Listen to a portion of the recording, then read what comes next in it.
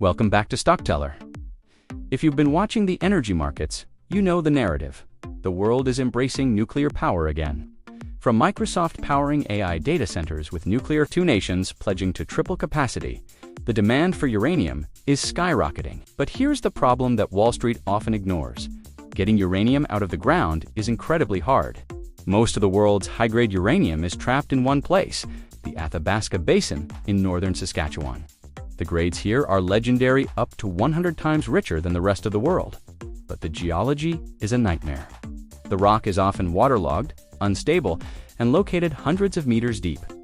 Historically, mining here meant spending billions to freeze the ground and dig massive tunnels. It was slow, expensive, and dangerous. Today, we are doing a deep dive into Denison Mines, ticker DNN. They are a company that claims to have solved the Athabasca problem. They aren't trying to build another billion-dollar underground mine. They are betting on a technology that could make them the lowest-cost producer in the Western world. To understand the value of Denison, you have to look at their flagship asset, the Wheeler River Project. This isn't just one deposit, it's 2 completely different beasts. First, you have Phoenix. This is the crown jewel. It sits about 400 meters underground at the unconformity, the boundary between the sandstone and the basement rock. The grades here are insane, averaging nearly 19% U3O8. To put that in perspective, a typical mine in Namibia or Kazakhstan might have grades of 0.1%. Phoenix is essentially a solid vein of energy. Then, 3 kilometers away, you have Griffin. This is a basement-hosted deposit. It's lower grade compared to Phoenix, but still world-class by global standards.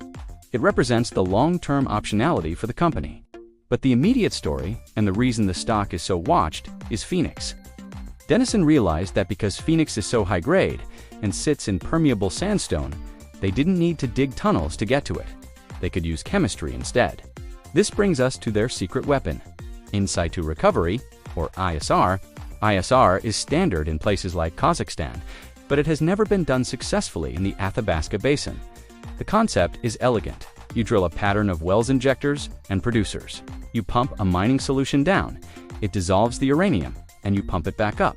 No tunnels, no tailings, piles, no massive open pits. But there was a major technical hurdle: containment. How do you stop that mining solution from leaking into the surrounding water table? Denison's solution is something out of a sci-fi movie: the freeze wall. They plan to drill a ring of pipes around the deposit and circulate a refrigerant fluid at -40 degrees. This creates a literal dome of ESA-frozen impermeable barrier that traps the mining solution inside. It's brilliant, it's proprietary, and they've already successfully tested it in the field. Why go through all this trouble with ice walls and chemistry? The margins. Because they don't have to move millions of tons of rock, the economics of the Phoenix project are staggering. According to their feasibility study, the operating cost OPEX is projected to be around $8.51 per pound. Let's do the math. If uranium is trading at $80 a pound and it costs them $8.50 to produce it, that is a margin of over $70 per pound. That is tech software level profitability in a mining stock.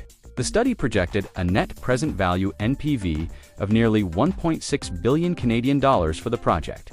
For a mid-cap company, that suggests the stock is trading at a discount to the sheer cash flow potential of this one asset.